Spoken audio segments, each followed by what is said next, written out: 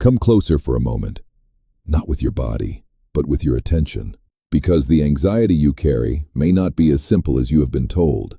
It is not merely a restless mind, nor a weakness of character, nor a failure to be calm. Very often, anxiety is the language of something within you that has waited too long to be heard. Perhaps you are tired of feeling so affected by everything. A message that does not arrive, a change in someone's tone, a silence that should mean nothing, but suddenly feels like rejection, a criticism that another person might forget in 5 minutes, while your body keeps repeating it for hours. And then you judge yourself. You tell yourself that you are too sensitive, too emotional, too anxious, too dependent on what others do. You try to become stronger by controlling your reaction, by hiding your hurt, by appearing calm when your inner world is not calm at all. But I would not begin by judging the symptom. I would begin by asking what part of your soul learned to feel unsafe so quickly, because the event itself is rarely the whole wound. What happens outside often touches something old inside. This is why I would not ask you to become colder. That is a common mistake. Many women believe that emotional strength means becoming untouchable, indifferent, unreachable, as if peace could be found by closing the heart. But the heart that closes itself to pain often closes itself to life as well. What you are looking for is not numbness.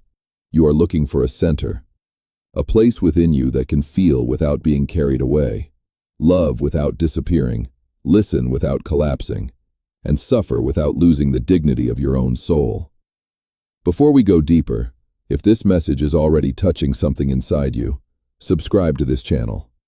Here, we explore the feminine psyche, anxiety, shadow work, inner child wounds, relationships, dreams, archetypes, and the deep journey of becoming whole. This is a place for the woman who no longer wants to survive by pretending she is fine, but wants to understand what her soul has been trying to reveal. Now let us look carefully at the anxiety that makes you feel hurt by everything. When you say, "Everything affects me," you may believe the world has too much power over you. Someone speaks in a certain way, and your peace disappears. A person withdraws, and your chest tightens. A small rejection becomes a storm. A delay, a look, a silence, a distance, a comparison, a comment. Each one seems to enter you as if your skin were not thick enough to protect you. But the psyche does not suffer only from what happens. It suffers from what it believes the event means. A silence may not be only silence. Inside you, it may mean, "I am being abandoned." A criticism may not be only criticism. It may mean, "I am not good enough." A rejection may not be only rejection. It may mean, "I am not worthy of being chosen." A cold tone may not be only a cold tone. It may mean, "Love is disappearing." This is why anxiety can become so exhausting. The present moment becomes mixed with unfinished emotional history. You are not responding only to today. Something older enters the room with you. In my work with the psyche, I would say that what remains unconscious does not disappear. It continues to act. It moves through the body, through attraction, through avoidance, through fear, through repeated relationships, through dreams, through sudden sadness, through the kind of anxiety that appears when nothing visible seems to be wrong. The unconscious does not ask whether you believe in it. It simply influences your life until you become willing to listen. A woman may spend years trying to control the outer world because she has not yet met the inner wound. She tries to say the right thing, look the right way, respond at the right time, please the right people, avoid conflict, anticipate disappointment, and prepare herself for pain before it arrives. At first, this may look like intelligence. She calls it being careful. She calls it being emotionally aware. She says she is only paying attention. But beneath this constant attention, there may be a frightened part of her asking, "Am I safe? Am I loved? Am I going to be left again?" That is not intuition. That is often anxiety scanning the world for proof of an old fear. I want you to notice the difference. Intuition is usually quiet, even when it is serious. Anxiety is urgent. Intuition points. Anxiety chases. Intuition gives you a clear sense of something. Anxiety demands that you solve the whole future immediately. Intuition can wait for the truth to reveal itself. Anxiety wants reassurance now, even if the reassurance never truly satisfies. This is why the anxious woman may ask the same question many times and still not feel calm. She is not only looking for information, she is trying to quiet a wound that information alone cannot heal. A message may soothe her for a moment. An apology may calm her for a few hours. A compliment may restore her briefly. Someone's affection may bring her back to life. Then the feeling returns, because the source of her safety has been placed outside of herself, and no outer signal can permanently repair an inner disconnection. This is not a reason for shame. It is a reason for compassion. You did not become anxious in a vacuum. The psyche adapts to experience. If love once felt uncertain, your body may have learned to watch for signs of loss. If approval was difficult to receive, you may have learned to perform for acceptance. If your emotions were dismissed, you may have learned to doubt your own perception. If closeness was inconsistent, peace may now feel less familiar than tension. So when anxiety rises, I would not ask you to attack it. I would ask you to become curious, not the cold curiosity of analysis alone, but the warm curiosity of a woman who is finally willing to sit beside herself and ask, what happened to me that made this feel so dangerous? That question opens a door. It leads us toward the shadow. Many people misunderstand the shadow. They imagine it as something monstrous, something shameful, something evil. But the shadow is also made of what had no permission to exist. The anger you swallowed, the needs you hid, the grief you postponed, the desire you judged, the power you softened so others would not feel threatened, the truth you buried, because speaking it might have cost you love. A woman who was rewarded for being pleasant may send her anger into the shadow. Later, that anger may return as anxiety, tension, resentment, or exhaustion. A woman who learned that needing too much made her difficult may hide her needs even from herself. Then she wonders why she feels empty in relationships where she keeps giving and receives very little. A woman who was told she was too emotional may build a persona of calmness. She smiles, understands, forgives quickly, says she is fine. Her body, however, may tell a different story. The body has a memory that the persona cannot fully deceive. The persona says, I can handle this. The body whispers, something in me is not being honored. The persona says, it does not matter. The body tightens because it does matter. The persona says, I should be above this. The soul replies, you cannot rise above what you refuse to feel. This is where anxiety becomes a messenger. It tells you that something has been separated from consciousness. Perhaps not today, perhaps long ago. The symptom may be recent, but the roots are often deeper. A woman may believe she is anxious because of one person, one conflict, one uncertainty, one decision. Yet when we look carefully, the anxiety often reveals an older pattern. The fear of being abandoned, the terror of not being enough, the shame of needing love, the habit of earning affection through usefulness, the belief that peace depends on keeping everyone else pleased. These things do not disappear because you become successful, attractive, spiritual, intelligent, or admired. The unconscious is not impressed by your image. It wants truth. And this is why the path of becoming less affected by everything is not the path of becoming harder. It is the path of becoming more honest with yourself. If this reflection is helping you understand your anxiety in a deeper way, like this video now. Let that small gesture mean something to you. Let it say, I am ready to stop treating my sensitivity as a flaw and begin listening to the wound beneath my reactions. Now let us speak about pain. You may have spent much of your life trying not to feel it. This is understandable. Pain can be overwhelming, especially when it seems to arrive from all directions. A woman may reach for something to soften it. A pill to calm the nerves, something to sleep, a drink to release the tension, a film or series to distract the mind, another conversation, another screen, another task, another way of not sitting alone with what is happening inside. I do not say this with judgment. Sometimes a woman is simply trying to survive the intensity of her own nervous system. She wants one evening of relief. She wants the thoughts to stop. She wants the chest to loosen. She wants the body to stop waiting for danger. There is nothing shameful about wanting relief. But relief and healing are not always the same thing. Something outside may lower the volume for a while.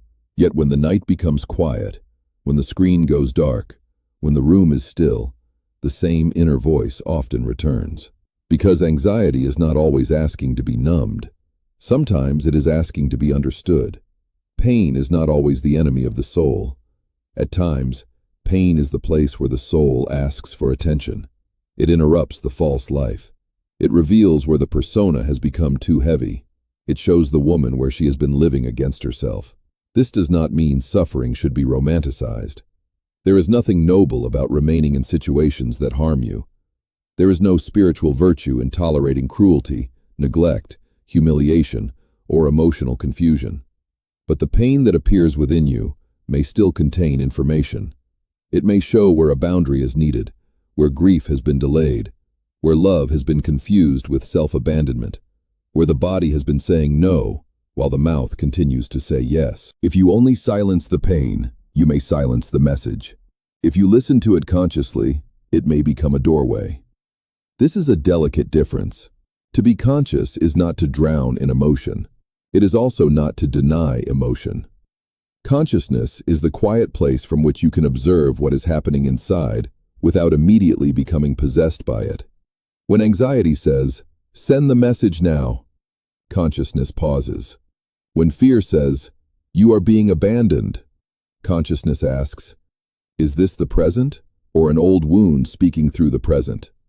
When shame says, "You are too much," consciousness asks, "Who taught me that my real feelings were too much?" When anger rises, consciousness does not immediately destroy or suppress. It listens for the boundary that anger may be protecting. This is how a woman begins to return to herself, not through perfection, through relationship with her own inner life. The journey I call individuation is often misunderstood as self-improvement. But individuation is not a performance of becoming better for the world. It is the process of becoming more truly yourself. It is the gradual integration of the parts you rejected, hid, exaggerated, denied, or gave away in order to be loved. To become whole, you must stop treating your own depths as enemies. You cannot heal while despising your fear. You cannot integrate anger while calling it ugly every time it appears. You cannot recover your voice while judging every honest sentence before it leaves your mouth. You cannot become peaceful while abandoning the parts of you that disturb your image of being calm. The woman who suffers from anxiety often has a harsh inner authority. She feels something and immediately evaluates it. Is this acceptable? Is this too much? Will someone leave if I say it? Am I being dramatic? Should I be grateful instead? What will people think? How do I make this feeling disappear quickly? This inner court never rests. And under such judgment, the soul becomes tired. Imagine sitting in my consulting room and telling me, "I am anxious because I feel everything too deeply." I would not rush to correct you. I would ask you to describe the feeling. Where does it live in the body? When did it begin? What does it remind you of? What does it make you want to do? What would happen if you did not immediately obey it? Very often, anxiety becomes less mysterious when it is given language. A feeling that cannot be named often becomes a storm. The moment you can say, "This is fear of abandonment," or "This is shame," or "This is anger I have not allowed myself to feel," or "This is an old memory in my body," the psyche begins to organize itself. Naming does not solve everything, but it gives consciousness a place to stand. Without that place, the woman is thrown around by every movement of the outer world. A look unsettles her, a silence wounds her, a disagreement threatens her, a delay becomes a catastrophe. She does not live from her center. She lives from the emotional weather around her. This is exhausting, and because it is exhausting, she may begin to dream of becoming untouchable. But I would invite you to seek something wiser. Do not become untouchable. Become rooted. The rooted woman is still alive. She still feels, she still loves, she still grieves, she still becomes disappointed, but she does not hand over her entire identity to every event. She can feel rejection without turning it into a final verdict on her worth. She can feel anxiety without immediately making anxiety the ruler of her next action. She can be hurt without abandoning herself in the middle of the hurt. This is inner authority. Inner authority does not need to shout. It does not need to dominate others. It is the quiet knowledge that your value does not have to be negotiated with every person who fails to see it. When this center is absent, relationships become dangerous to the nervous system, not because love itself is dangerous, but because the woman enters love without remaining connected to herself. Another person's mood becomes her atmosphere. Their attention becomes her medicine. Their silence becomes her punishment. Their approval becomes her mirror. No relationship can remain healthy when one soul becomes the entire source of another soul's peace. Love can nourish you, but it cannot replace the center you have not built. This is why emotional dependence often feels like anxiety. The woman is not only longing for love, she is longing for herself through another person. She wants someone else to give her back the safety, worth, belonging, and identity she has not yet learned to inhabit within. This is not a moral failure. It is an invitation to consciousness. The question is not simply, why do they hurt me? A deeper question would be, why does my sense of self leave me when they behave this way? That question is not comfortable, but it is powerful. It moves the woman from blame into responsibility, and responsibility is not the same as guilt. Guilt says, this is my fault. Responsibility says, this is now in my hands to understand. You may not be responsible for what wounded you, but you become responsible for the relationship you build with the wound. If the wound remains unconscious, it will choose for you. It will choose partners, reactions, silences, compulsions, fears, and defenses. It will call certain people irresistible simply because they resemble an old emotional pattern. It will call chaos passion. It will call anxiety intuition. It will call self-abandonment love. This is why consciousness is protection. Not protection from life itself, but protection from repeating what you have not understood. When the unconscious becomes conscious, you no longer have to call every repetition fate. You begin to see the thread. You notice that the same pain appears in different forms, the same fear wears different faces, the same longing enters different relationships. The same silence in your childhood may echo in the silence of a lover. The same need to prove yourself may appear at work, in family, in friendship, in love, in spirituality. Once the thread is visible, you can begin to stop weaving the same pattern. This is not easy. The old reaction may still arise. Your body may still become anxious. You may still want to chase, explain, withdraw, please, defend, or collapse. Do not use this against yourself. A pattern that took years to form will not disappear because you understood it once. Consciousness grows through repeated returns. One moment of awareness becomes another. One pause becomes another. One honest sentence becomes another. Slowly, the woman discovers that she can feel the old fear without letting it drive the whole life. Before we move into the practical step, think of a woman who needs to hear this.